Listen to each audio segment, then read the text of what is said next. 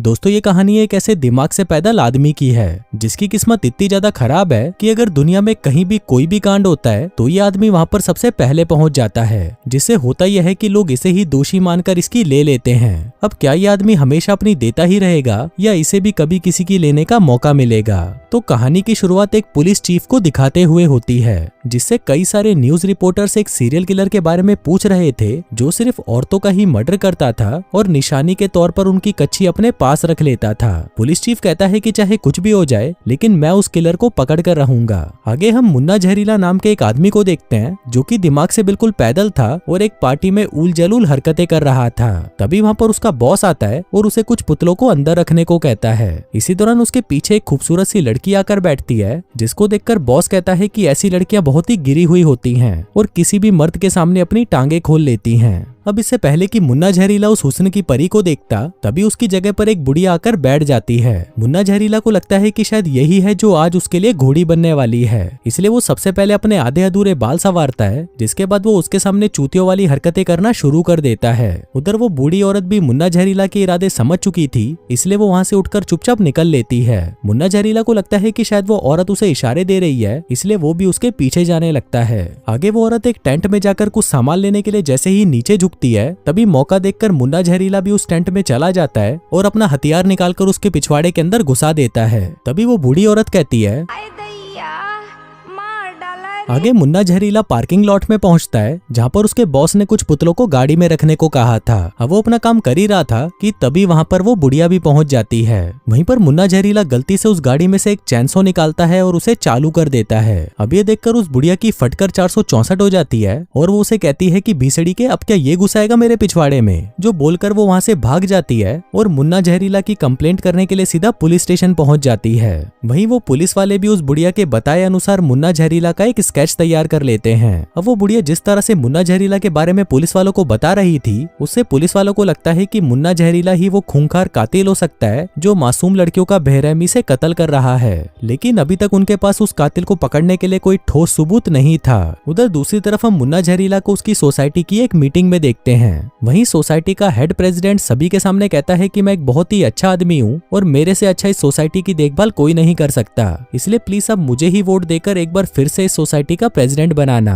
तभी मुन्ना जहरीला अपना हाथ खड़ा करता है और सभी के सामने कहता है कि दोस्तों मेरी किस्मत किसी घोड़े की गींड जैसी है। मैं पता नहीं क्यों उस जगह पर अपने आप पहुंच जाता हूं जहां पर कोई बड़ा कांड होने वाला होता है। इसी के चलते कई बार मुझे कुत्तों की तरह पेला भी गया है, लेकिन मैं ये तो यकीन से कह सकता हूं कि मैं इस भीसड़ी वाले प्रेसिडेंट से ज्यादा अच्छा उम्मीदवार हूं। इसलिए अगर आप चाहो तो मुझे भी वोट देकर इस सोसाइटी का प्रेसिडेंट बना सकते हो। वैसे भी अब इस बुड्ढे के दिन ही कितने बचे हैं, ये तो कभी भी लुढ़क सकता है। अब उसकी ये बातें सुनकर प्रेसिडेंट गुस्से में आग बबूला हो जाता है और मुन्ना जहरीला को पेलने के लिए उसके पास जाने लगता है। वहीं मुन्ना जहरीला उससे बचने के लिए ऊपर जाता है, पर तभी उसका पैर फिसलता है और वो सीधा जाकर बास्केटबॉल के नेट में फंस जाता है। अब मुन्ना जहरीला की ये हरकतें देखकर सोसाइटी के बाकी लोग उसे खूब गालियां देते हैं और उसे वहां से भगा देते हैं। आगे वो अपने किराए के अपार्टमेंट में जाता है, जिसका किराया भी उसने पिछले 1 साल से नहीं दिया था। फिर थोड़ी देर बाद उसके अपार्टमेंट में प्रेसिडेंट एक आदमी को लेकर आता है। वो उसे पूरा अपार्टमेंट दिखाता है और कहता है कि मैं मुन्ना जहरीला को जल्दी ही यहाँ से निकाल दूंगा, जिसके बाद ये अपार्टमेंट तुम्हारा हो जाएगा। उधर मुन्ना जहरीला भी उनकी सारी बातें सुन रहा था, जिसके बाद वो किसी को फोन लगाने का नाटक करता है और कहता है कि भाई मैंने ये अपार्टमेंट लेकर दुनिया की सबसे बड़ी गलती कर दी। पता नहीं कितनी बार यहाँ से मेरे कच्छे चोरी हो चुके हैं और ऊपर से जो यहाँ का प्रेसिडेंट है वो मीठा है, जो अकेले में आदमियों को देखकर उनकी गींड मार लेता है। अब ये बात सुनते ही पास खड़े आदमी की फटकर 64 हो जाती है और वो अपना पिछवाड़ा उठाकर वहाँ से निकल जाता है। आगे जब मुन्ना जहरीला एक कैफे में कॉफी पीने जाता है तभी उसे वहाँ पर एक पटाखा लड़की दिखाई देती है, जिसको देखकर वो कुत्ते की तरह उसके पीछे जाने लगता है। लेकिन इसी दौरान वो एक आदमी से जाकर टकरा जाता है, जिसकी जलती हुई सिगरेट सीधा जाकर उसकी पैंट में घुस जाती है। दूसरी तरफ वो लड़की कैफे से निकलकर बाहर जा रही थी कि तभी उसकी सब्जियां नीचे गिर जाती हैं, जिसको वो झुककर उठाने लगती है।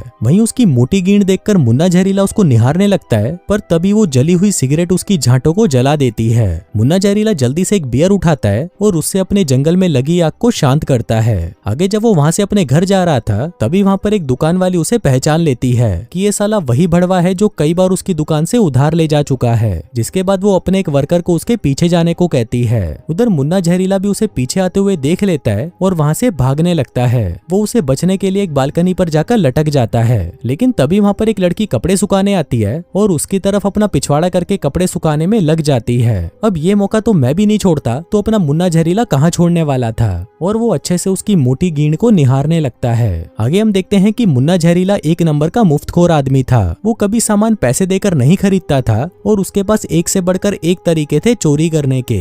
जैसे कि जब वो मॉल में होता था तो वो वहाँ से कुछ सामान उठाकर उसे लोगों की जेब और बैग में डाल देता था, जिसके बाद जब वो लोग बाहर जाते थे तो सिक्योरिटी अलार्म बजता था। अब इतनी बार सिक्योरिटी अलार्म को बजता देखकर मॉल के स्टाफ को लगता है कि शायद ये सिक्योरिटी अलार्म खराब हो चुका है, इसलिए वो लोगों को बिना चेक करे ही वहाँ से जाने देते थे। वहीं मुन्ना जहरीला भी इसी मौके का फायदा उठाकर वहाँ से चला जाता था। वहीं दूसरी तरफ पुलिस चीफ और एक डॉक्टर कुछ फीमेल ऑफिसर्स के साथ एक मीटिंग रखते हैं। यहाँ पर डॉक्टर उन पुलिस ऑफिसर्स को मुन्ना जहरीला की कुछ वीडियोस दिखाता है और कहता है कि इस आदमी को ध्यान से देखो, ये वही खूंखार सीरियल किलर है जो औरतों को अपना शिकार बनाता है। पहले तो ये आदमी उनकी कच्छियों में झांकता है और फिर मौका मिलते ही उन्हें मारकर उनकी कच्छी चुरा लेता है। डॉक्टर बताता है कि अगर हमें मुन्ना जहरीला को पकड़ना है तो तुम में से किसी एक लड़की को मुन्ना जहरीला की आइटम बनना होगा और उससे अपनी पिंकी पिटवानी होगी। अब ये बात सुनकर वहां पर बैठी सभी औरतें उठकर चली जाती हैं, क्योंकि उनमें से किसी को भी अपनी तितली का चमगादड़ नहीं बनवाना था। लेकिन एक लड़की जिसका नाम शीला शातिर था वो इस काम को करने के लिए तैयार हो जाती है, जिसके बाद अगले ही दिन से वो मुन्ना जहरीला पर नजर रखना शुरू कर देती है। उधर मुन्ना जहरीला कुछ पुतलों को उठाकर वैन में रख रहा होता है और जब शीला शातिर उसे ये करते हुए देखती है तो उसे लगता है कि शायद मुन्ना जहरीला उन पुतलों की ही ले रहा है। अगले दिन शीला शातिर सोसाइटी के प्रेसिडेंट के साथ मुन्ना जहरीला के अपार्टमेंट में आती है। दरअसल वो मुन्ना जहरीला के साथ रूम शेयर करके उसी के साथ रहना चाहती थी ताकि वो उसके भयानक इरादों को समझ सके, लेकिन सोसाइटी का प्रेसिडेंट उसे मुन्ना जहरीला के साथ रहने से मना कर देता है और कहता है कि अगर तुम्हें रहना ही है तो मेरे साथ रहो, जो कहकर वो उसे बाहर ले जाता है। पर तभी मुन्ना जहरीला खिड़की से होकर बिल्डिंग के नीचे आता है और शीला शातिर से कहता है कि ये प्रेसिडेंट एक नंबर का भीसड़ी वाला है, वो तुम्हें यहाँ पर तो नहीं रहने देगा, लेकिन अगर तुम चुपके से रात को यहाँ पर आती हो तो मैं तुम्हें यहाँ पर रहने की जगह दे सकता हूँ। जिसको सुनकर शीला शातिर उसे तुरंत हाँ कर देती है। फिर रात को शीला शातिर मस्त माल बनकर मुन्ना जहरीला के पास पहुंच जाती है। मुन्ना जहरीला भी उसे पीछे के रास्ते से छुपते छुपाते अपने कमरे में ले जाने लगता है, लेकिन रास्ते में वो अपनी उल जलूल हरकतों से बाज नहीं आता। इससे परेशान होकर शीला शातिर अपने पर्स से बंदूक निकाल लेती है, क्योंकि उसे लग रहा था कि कहीं ये उसकी गींड ना मार दे, लेकिन मुन्ना जहरीला उसे कुछ नहीं करता। अगले दिन पुलिस चीफ और डॉक्टर शीला शातिर से मुन्ना जहरीला के बारे में पूछते हैं, जिस पर शीला शातिर कहती है कि वो तो एक नंबर का चूतिया आदमी है, लेकिन अजीब बात तो ये है कि उसने अभी तक मेरी लेने की कोशिश नहीं करी। अभी सुनकर वो दोनों से कहते हैं कि तुम अपने काम को ऐसे ही जारी रखना, ताकि जैसे ही मुन्ना जहरीला तुम्हें लपेटने की कोशिश करे तभी तुम उसे गिरफ्तार करके हमारे पास ले आओ। वहीं दूसरी तरफ हम मुन्ना जहरीला को देखते हैं, जो कि अपने बॉस को शीला शातिर के बारे में बता रहा था। कहता है कि सर, कल रात को मेरे घर पर एक लड़की आई है जो कि दिखने में एकदम सॉलिड माल है और वो दिन भर मेरा घोड़ा लेने के लिए तैयार रहती है। अभी सुनकर उसका बॉस कहता है कि ये लड़कियां होती ही ऐसी हैं, इनको बस हमारे घोड़ों की सवारी करनी होती है, जिसके बाद ये हमारा चूतिया काटकर चली जाती हैं, इसलिए तुम इनके सामने सख्ती से रहना। आगे मुन्ना जहरीला जब अपने घर पहुंचता है तभी वो देखता है कि शीला शातिर वहां पर पहले से ही होती है। वो मुन्ना जहरीला के पास आती है और उसे अपनी चूचियां दबाने को कहती है, जिसके बाद वो उसके सामने अपनी टांगे खोलकर बैठ जाती है और उसे अपनी जंगलों से भरी हुई गुफा दिखाती है। लेकिन अपना मुन्ना जहरीला उसकी इन सब चालों में नहीं फंसता और वो उससे दूर जाने की कोशिश करता है। अगले दिन शीला शातिर वापस डॉक्टर के पास जाती है और उसे बताती है कि कल मैंने उसे अपनी गुलाबी देने की बहुत कोशिश करी,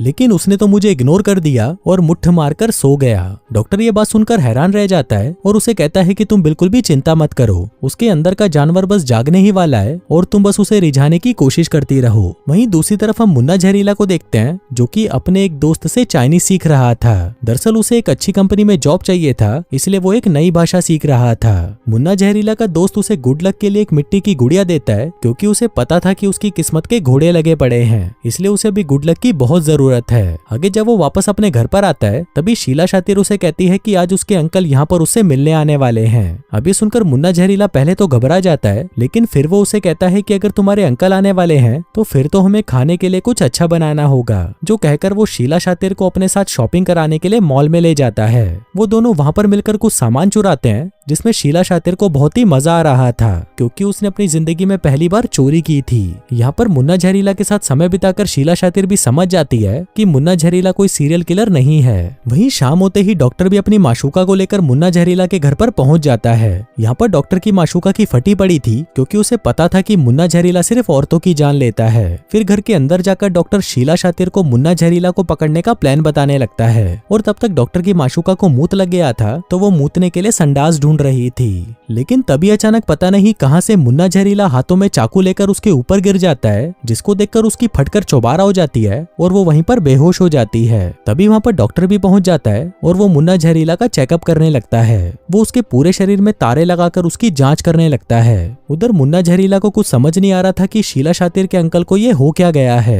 इसी दौरान वहां पर शीला शातिर भी पहुंच जाती है और मुन्ना जहरीला पर इतना अत्याचार होता देखकर वो डॉक्टर को ये सब करने से रोक देती है। उधर डॉक्टर की माशूका जब घर से निकल रही थी तभी अचानक वो एक खिड़की में फंस जाती है। लेकिन तभी वहां पर मुन्ना जहरीला भी पहुंच जाता है और वो उसे वहां से निकालने की कोशिश करने लगता है। लेकिन उस औरत को लगता है कि शायद मुन्ना जहरीला उसकी लेना चाहता है, इसलिए वो सीढ़ियों से गिरते पड़ते वहां से भाग जाती है। अगले दिन मुन्ना जहरीला एक कंपनी में जॉब इंटरव्यू देने जाता है, जहाँ पर वो देखता है कि बहुत सारे चाइनीज लोग उसका इंटरव्यू लेने के लिए वहां पर बैठे हैं। आगे वो लोग उससे चाइनीज में कुछ पूछने लगते हैं, लेकिन अपना मुन्ना जहरीला तो सिर्फ अभी तक थैंक यू बोलना ही सीखा था, इसलिए वो उनके सवालों के जवाब नहीं दे पाता, जिससे होता यह है कि उसे इंटरव्यू से धक्के देकर निकाल दिया जाता है। आगे घर आकर वो अखबारों में फिर से अपने लिए नौकरी ढूंढने लगता है। उधर शीला शातिर का काम भी पूरा हो चुका था, इसलिए वो मुन्ना जहरीला को छोड़कर वहां से जाने का सोच रही थी। लेकिन इसी दौरान वहां पर डॉक्टर आ जाता है और उसे एक बढ़िया सी ड्रेस देकर एक आखिरी बार मुन्ना जहरीला के सामने जाने को कहता है। दरअसल डॉक्टर को लग रहा था कि शीला शातिर को इस ड्रेस में देखकर मुन्ना जहरीला उस पर टूट पड़ेगा और डॉक्टर उसे रंगे हाथों पकड़ लेगा।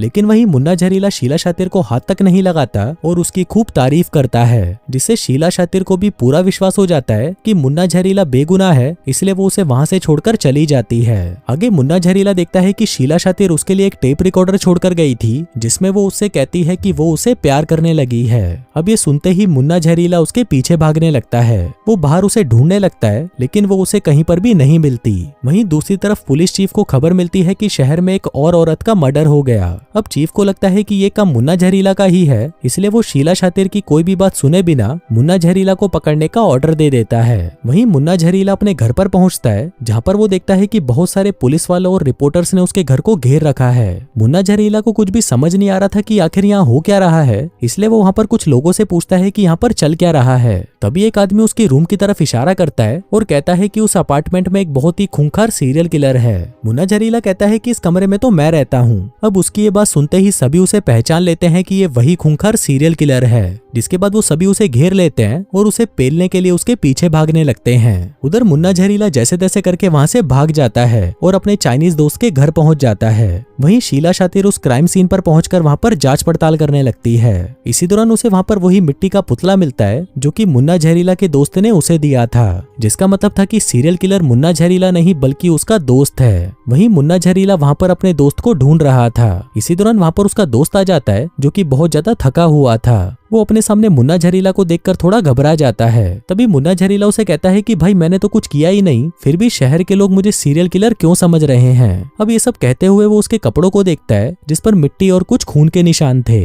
जिसको देखकर वो समझ जाता है कि यही भीसड़ी वाला सीरियल किलर है। अब क्योंकि उसकी सच्चाई मुन्ना जहरीला को पता चल चुकी थी, इसलिए वो मुन्ना जहरीला को भी मारने की कोशिश करता है। लेकिन तभी शीला शातिर वहां पर पुलिस फोर्स लेकर पहुंच जाती है और उस क्रिमिनल को अपने हिरासत में ले लेती है। अब क्योंकि मुन्ना जहरीला बेगुनाह साबित हो चुका था तो सभी लोग उससे माफी मांगते हैं। आगे हम मुन्ना जहरीला और शीला शातिर को साथ में देखते हैं, जो कि एक कार के पीछे जाकर एक दूसरे को चूसने लगते हैं, जिसका मतलब था कि अब वो दोनों साथ आ चुके थे। और दोस्तों इसी के साथ ही ये कहानी यहीं खत्म हो जाती है।